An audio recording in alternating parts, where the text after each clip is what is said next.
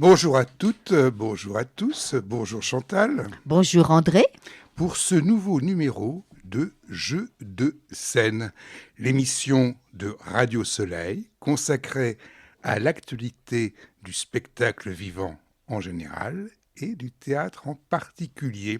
Alors aujourd'hui, je vais vous parler de Il s'en va, la deuxième partie, la suite du portrait de Raoul de Philippe Mignana, mise en scène par Marcio Di Fonzobo. C'est au Plateau Sauvage. d'Ulysse, un spectacle, une chorégraphie de Josette Baïse et Jean-Claude Galota au théâtre du Rond-Point.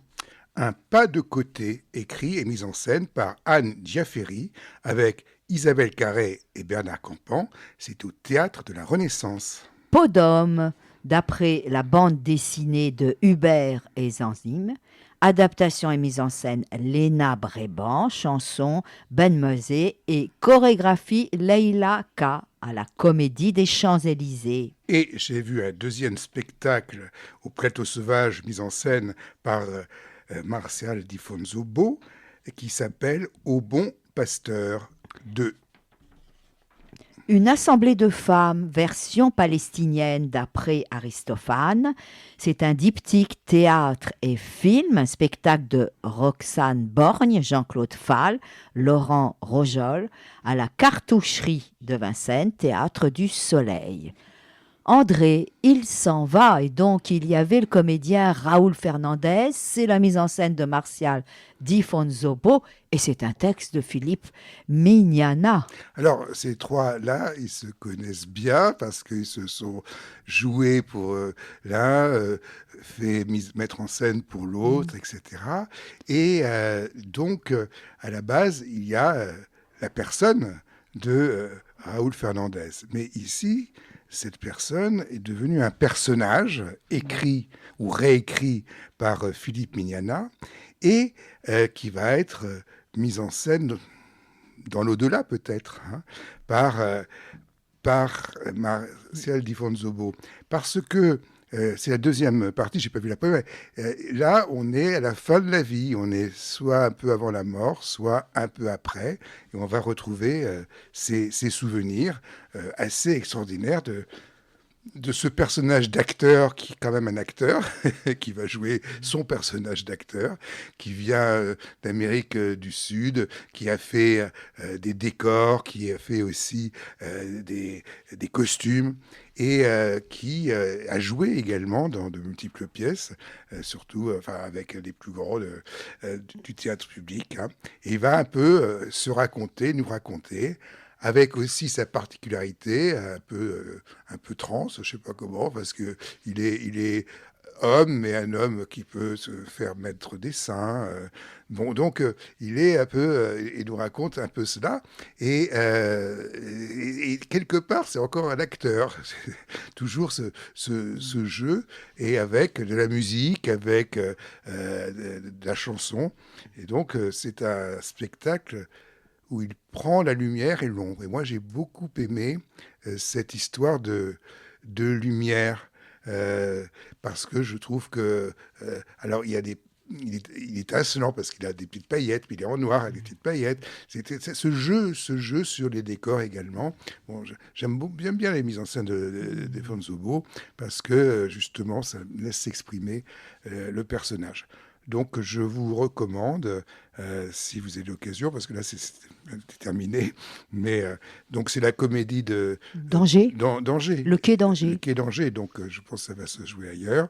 Et donc, ça s'appelle Il s'en va, portrait de Raoul, suite, c'est vu au Plateau Sauvage. Chantal, Ulysse.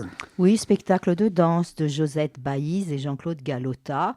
Bon, je ne savais pas que Josette Baïse, qui a été danseuse d'ailleurs chez Jean-Claude Galota, elle a créé ce groupe Grenade en 1998 et elle cherche à faire danser des enfants et des adolescents de milieux divers installés à Aix-en-Provence.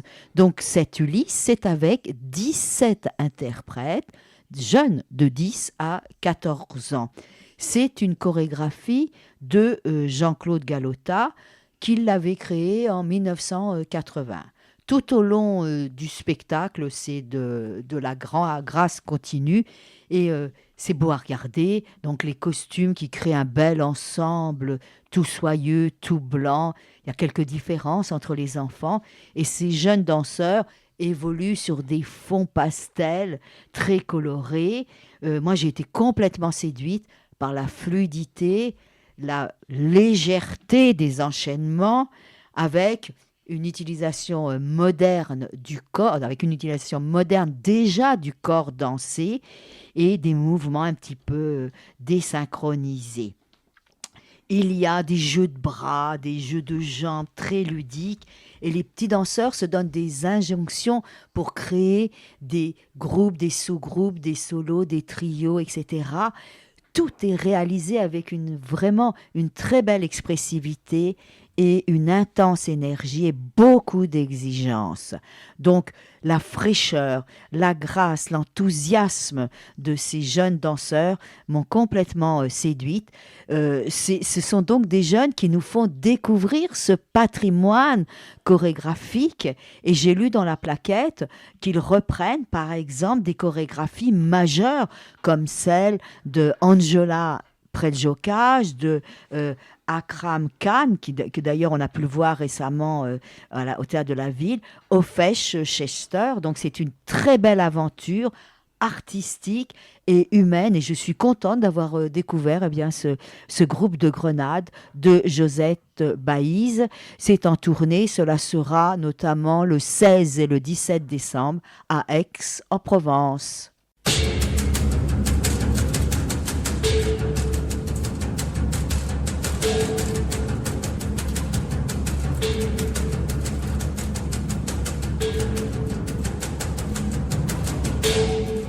Un pas de côté, écrit et mis en scène par Anne Giaferi. Et c'est avec Isabelle Carré et Bernard Campan. Je me souviens qu'ils étaient déjà tous les deux ensemble dans La Dégustation. Que tu avais vu? Non. Moi non Mais... plus. Mais j'aurais peut-être dû. J'aurais peut-être évité de voir un pas de côté. De faire un pas de côté. Bon, moi, je suis un fanatique d'Isabelle Carré. Je pense que c'est une des plus grandes actrices, de mon point de vue, hein, que je connaisse. Et j'ai rien contre Bernard Campan. Je pense qu'il est très bon aussi. Et donc, j'allais voir ce spectacle avec... confiance. Oui. Mais la question... c'est que les meilleurs acteurs ne peuvent rien aux personnages qu'ils incarnent. Et quand on est au théâtre, bien sûr que l'acteur est la pièce principale, mais la pièce principale d'un drame qui doit plaire. Parce que même si on joue très bien un personnage, moi, je veux être intéressé par le personnage. Par la situation. Et par la situation. Alors, bon, c'est très, très original. Deux personnes se rencontrent sur un banc dans un square. Au fur et à mesure, ils vont avoir une relation ambiguë, puis moins ambiguë, puis amoureuse, sachant que chacun, l'un est marié, il aime sa femme, l'autre est avec quelqu'un d'autre, qu'elle l'aime d'une certaine manière aussi. Bon, voilà, c'est merveilleux, c'est très, très, très, très original. Mais...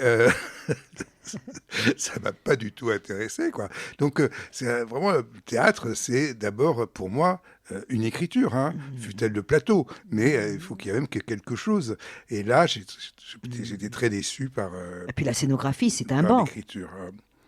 Alors, non, la non. scénographie, non, parce qu'on est dans les intérieurs des deux autres personnages, c'est un peu plus compliqué que ça. Je dirais pas trop de mal de la scénographie, c'est pas la question.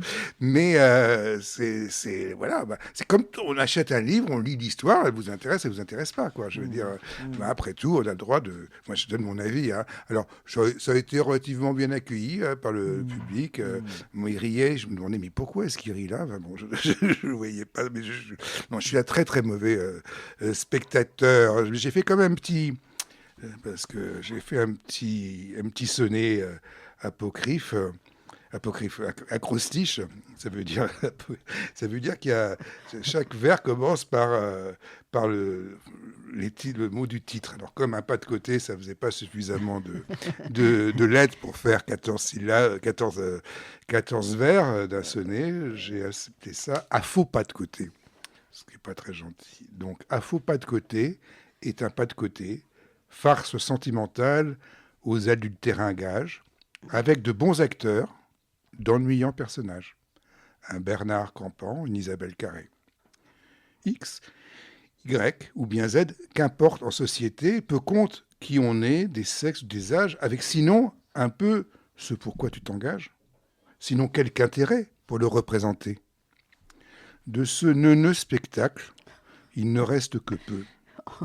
Être déçu qu'acteurs ne suffisent au jeu. Croire qu'on les verra dans une autre écriture, où le drame sera de quelque vérité, théâtre de l'absurde, de la liberté, et théâtre surtout de la littérature. Chantal, peau d'homme. Oui, j'y suis allée aussi parce que portée par une belle rumeur, puisqu'il y a eu 4 nominations Molière, 7 nominations trophée de la comédie musicale. Alors, c'est une adaptation d'une bande dessinée, Hubert et Zanzime. Il y a du monde, puisqu'il y a une adaptation, une mise en scène de Léna Bréban. Il y a de la chorégraphie de Leïla K et de la chanson de Ben Moazé. Mais moi, je suis restée en dehors du spectacle et je n'ai pas du tout aimé la manière dramaturgique dont la question du genre est abordée ici. Alors c'est l'histoire d'une jeune femme, Bianca, qui doit se marier, qui voudrait connaître son mari qu'on lui a imposé. Et donc, ça tombe bien, c'est un conte, c'est une fable dramatique. Donc, il y a un personnage adjuvant, la marraine, qui possède une peau d'homme. Elle va donc lui prêter. Alors, j'avoue que c'est peut-être la séquence sexuée que j'ai trouvée la plus drôle parce que, eh bien, on voit un grand collant, le bas du corps, avec un sexe apparent. Il y a un petit côté rabelaisien. Par contre, la Bianca, elle va découvrir que son mari aime plutôt les messieurs, les hommes. Alors, moi, j'ai eu vraiment du mal à croire à la situation. Parce que quand il épouse Bianca, il la reconnaît pas, mais nous, on voit bien que le physique n'a pas changé. Il m'aurait fallu beaucoup j'ai envie de dire, d'artifices, de masques, de prothèse peut-être pour que le personnage pour moi soit crédible. Alors c'est vrai que la comédienne qui joue ce rôle-là est plutôt bien et la partie musicale passe, il y a de très belles chansons notamment, moi je me souviens Je suis un homme fort. Par contre, la distribution pour les seconds rôles est tout à fait inégale. Elle est souvent lourde, elle est souvent appuyée. Alors, on est à la Renaissance, donc ça donne des costumes quand même un petit peu Renaissance. Et il y a la satire de l'Église, bien sûr, pudibonde, etc., rigoriste et assez radicale. Mais ça passe par un comédien, une sorte de moinillon, là aussi, qui n'a pas été convaincant pour moi. Alors le tout reste très lourd, purement anecdotique, et les deux problématiques, la condition de la femme à la Renaissance et puis l'homosexualité, restent une sorte de prétexte, une sorte de récupération de ce qui est à la mode actuellement, ce que l'on voit beaucoup. Et il y a quelque chose que je n'aime pas du tout non plus, c'est la vulgarité du texte. Et parfois même, les costumes ont quelque chose d'un peu vulgaire parce que le jeune homme en question, il va dans un cabaret, le chat qui louche. C'est dommage, moi j'aime bien les beaux costumes de travestis. Alors, c'est trop explicite, il m'aurait fallu un peu d'implicite, mais pour être honnête, je dois dire que cela a été extrêmement bien applaudi, que la salle était debout et que cela part en tournée.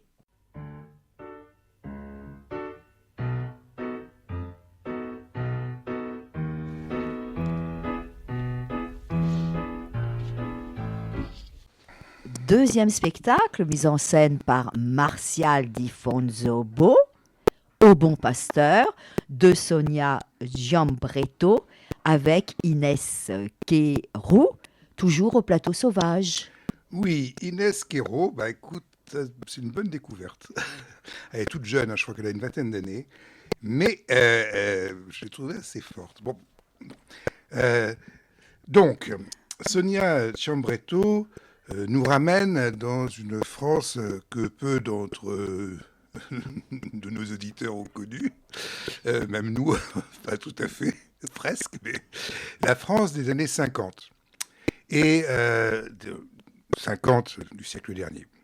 Et donc, et la condition peut-être des femmes à cette époque-là et des jeunes filles. On est dans une époque où il n'y a pas de liberté. La femme ne peut pas dépenser son argent, ne peut pas ouvrir un compte à la banque Oui. sans l'autorisation de son mari, comme tu l'as dit des Et fois. pas de mixité dans les écoles, dans les lycées. Pas de mixité. Et surtout, voilà, le père, dont on peut Tout puissant. tout puissant, peut mettre sa fille dans une institution, je dirais, comme au Bon Pasteur, une institution religieuse où elles sont enfermées. Mm. Parce qu'elles ont essayé de... Parce Elles ont qu'elles ont eu peut-être un petit amoureux. un petit amoureux, peut-être un petit amoureux robeux. Euh, non, bah oui. Oui, oui, oui, bien Ah, sûr. entre guillemets. Donc, voilà, ce qui est le cas du premier personnage, hein, qui a eu le malheur de tomber amoureuse d'un immigré. Et donc, elle se retrouve au pasteur, et là, euh, on va multiplier, je dirais, le personnage, parce que elle va faire connaissance d'autres jeunes femmes qui ont entre 16 et 18 ans, hein, et on va avoir comme ça des échos et elle va incarner plusieurs personnages. Et c'est là où je dis que l'actrice est très bonne parce que elle arrive à nous faire croire à ce cœur, à cet ensemble de personnages, y compris à d'autres personnages, soit de bonnes sœurs, soit même d'hommes. Voilà, elle est très bonne pour jouer des voix et des tons différents. Et donc j'ai commis un petit sonnet théâtre encore que j'ai appelé Peine mineure. C'est le sous-titre de la pièce. Peine mineure 2, au Bon Pasteur, écrite par Sonia Ciambretto, inscrite par Martial Dinfozobo, narrée avec Inès Quérot à cœur. Est un seul en scène devenant cœur, selon qu'une jeune fille ou ado, mise chez les bonnes sœurs à rigolo, il lui viennent les coups de son malheur. Nous voilà en 1950, en un temps où la fille n'est que rente, un hymen à placer en société. Réprimés sont qui veulent s'affranchir. Et voilà ce qui nous fait réfléchir sur le temps qui passe de liberté. Donc, c'était au plateau sauvage. Chantal, on termine par une assemblée de femmes dans la salle, enfin, dans la cartouche de Vincennes, avec le Théâtre du Soleil. Tout à fait. Donc, Majlis Nissa, c'est une version palestinienne de la pièce d'Aristophane et c'est le Théâtre national palestinien, El Arakawati, qui le montre. C'est Roxane Borgne, Jean-Claude Fall et Laurent Rojol qui ont fait la mise en scène. Alors j'ai beaucoup aimé la manière dont le Théâtre national palestinien s'empare de cette comédie d'Aristophane pour parler de la condition de la femme, pour parler de la revendication essentielle, l'égalité entre hommes et femmes. Ce sont des femmes qui veulent se rendre à l'Assemblée et pour y aller, eh bien, elles vont se déguiser en hommes et vont voler à leurs maris respectifs leurs habits. Eh bien, il y a vraiment une dramaturgie très intéressante de l'obscurité. Ça débute, au début, on voit un grand fil suspendu et trois grands draps.